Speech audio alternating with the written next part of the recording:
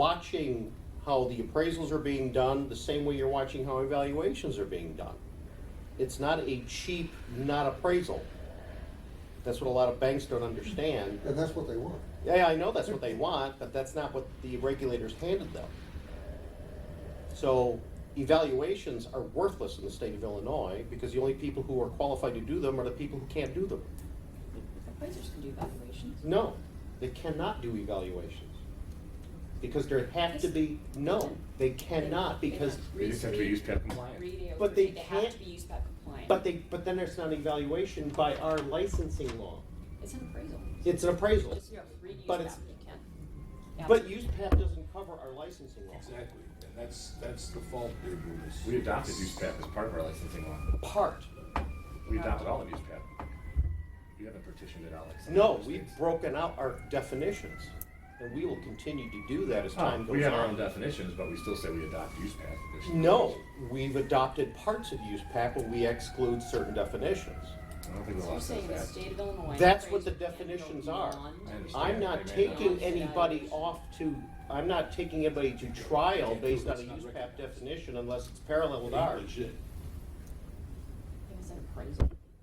It's an appraisal, it has to be called an appraisal. Right. And identified appropriately. Absolutely. Okay? Yeah. That's where the eval disappears. Right. Absolutely, we're in total agreement. I thought what he was saying is that it can't be done. An Well, they can appraiser- ask for an evaluation, but but they it have to has be receive an appraisal. Correct. Absolutely, Yeah. okay. I thought we were off there, Right. and I'm like, I understand those guidelines, and that's not. And I get calls all the time from banks going, can we order evaluations? Yeah, sure you can. Who does that? I don't know. No one licensed. And they're like, well, where do I find them? I don't know. Good luck with that. I can assure you, the banks are buying a ton of BPOs. You guys think they're not the You biggest bet. client, they are. You bet. Yeah. And they're using them for lines of credits and all sorts of other stuff, and all their internal REO to put a number on it as they hang on to it and try to liquidate it.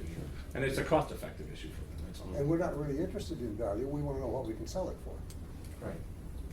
Too bad, but that's Well, what it nothing boils would down stop a to. bank from having the Which is, broker come in which is still the and same thing. tell them, what can I sell for this market property value. for? That's not a problem.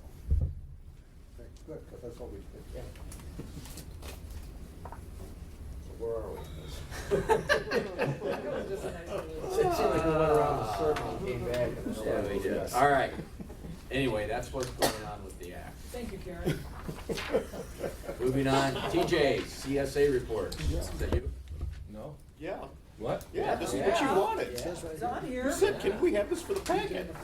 No, I really don't remember that. He sends me all this.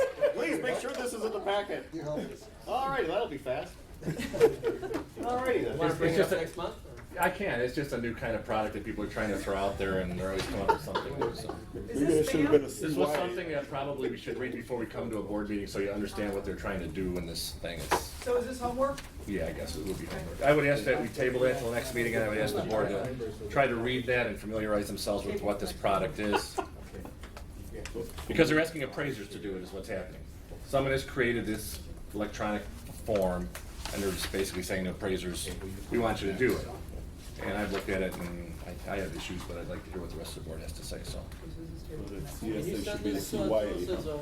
It's just a lot of stats in here, but ultimately, they're putting their signature and a value to it. So you emailed us also? I think I still have it, yep. Did you? I I will. mean, it's nice to have it right here. Is there anything else under new business? Our illustrious lady here, Corinne, would you like to take the floor? Want to sit down here? Oh, okay, all right. Here's the appraisal prosecution's report for this month. I've changed the format, as you can see, because I think it actually gives you information. And as we proceed through the year, it will build, and you'll be able to then compare from month to month, see how things are progressing, and then at the end of the year, we'll have a full yearly report. That'll be interesting. And it'll even add up as we go along. As you know, the old ones look like this. And to me, that gave us a whole lot of nothing information. So I thought the new ones would do that. As you can see, the pending open cases were 103. The complaints that were filed in February were 7.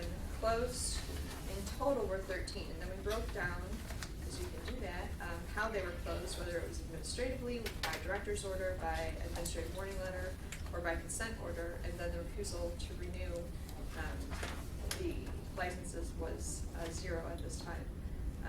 Those will go through the spreadsheet and we'll be able to see how it works. The old one had some things in here that didn't match up. For example, formal complaint filed, preliminary hearing set was 0, and now we know that's really not true because they were actually selling. So we have actual information that we'll be able to track on a yearly basis, and if that is interesting to you to see how it works in the department, I think this is a better way to do that. Cool. So I hope that executive decision is okay with the board. I have a Yes. question. The old one, I think, had the formal hearing dates on it. Yeah, and we can, we're gonna, those, Brian is going to now schedule those with the board, during the, dates, during the, board meetings. Okay. So we're gonna do, we're gonna talk, about scheduling a little differently, maybe we'll do that in closed session. Thank you. Keith? I do want to talk about CSAs. You gotta change your heart. I did. I got to change your heart. We're I just, inspired by your presentation. I mean, Brian caught me off guard, and I panicked. I was thinking like CSA, you know, acronyms. Oh my god. All I would ask that you pull out is just a little 2-pager that he sent, and I can tell you in a minute what. We don't like to go reverse very often. Sorry. We will this time. Thank you, Mr. Chairman. We're doing next month's business now, right? I wanted the board to see this because I know that a lot of people on this board fought really hard a few years back to outlaw comp checks, which was running rampant throughout the industry. This, I believe, is like an appraisal company, maybe an AMC that's out there, and they're soliciting appraisers all over the country. They've approached an appraiser here in Illinois and probably others, and they're saying, hey, here's a great little thing we want you to do for us, and we'll pay you to do it. And briefly, what they're saying in here, the third paragraph says, a comparative sales analysis, which is what they're calling this. It's a great way for you and your client to look at the subject property through the eyes of an appraiser very early in the process. So they're pretty much saying the appraiser, if he does this, he's starting the appraisal process. Then if you just go to the last paragraph, it says, a comparative sales analysis hand selects those properties that fall under the USPAP guidelines, which I find kind of interesting because USPAP doesn't tell you how to select comparables. And then it says federal guidelines that an appraiser is bound to follow, which is not true. That an appraiser will use to determine the value of the property. Our comprehensive report will allow you and your client to verify the availability of comps that fall within the appraiser's required proximity and USPAP guidelines. A CSA provides a good indication as to what comps will be used in the appraisal, as well as give an estimated value range for the subject property, whether you are purchasing, refinancing, or selling your existing home. So this is some kind of a comp check product, and I think So, we do. Yes? Where's the signed certification? I looked through this.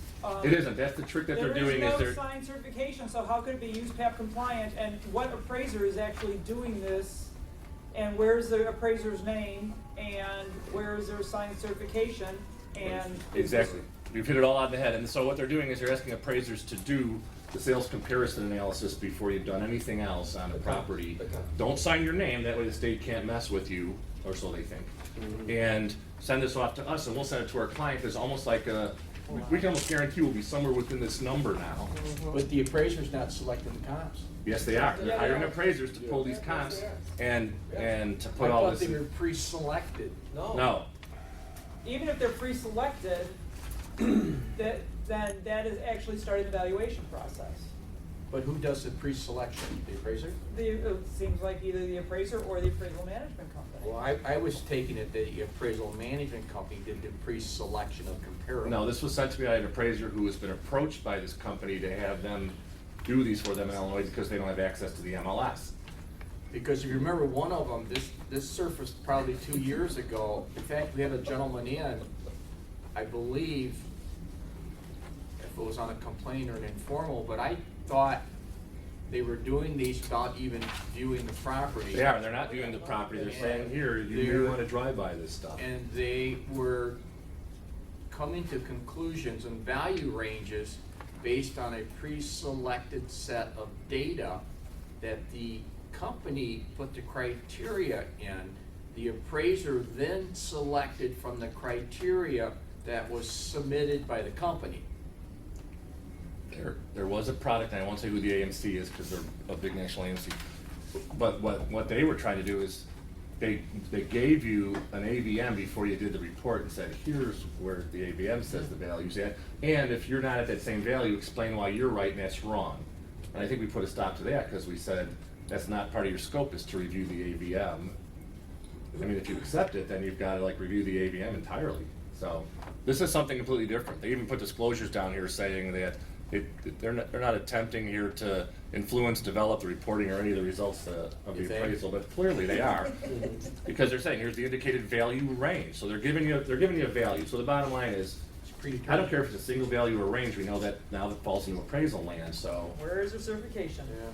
So, I don't know what to do, if this is a situation where Brian should just call the company, if we as a board can say maybe we should call the company and say you can't have appraisers in Illinois do this because we're mandatory and this doesn't even come close to USPAP compliance, it's well, a this is contract. this is an AMC issue, isn't it?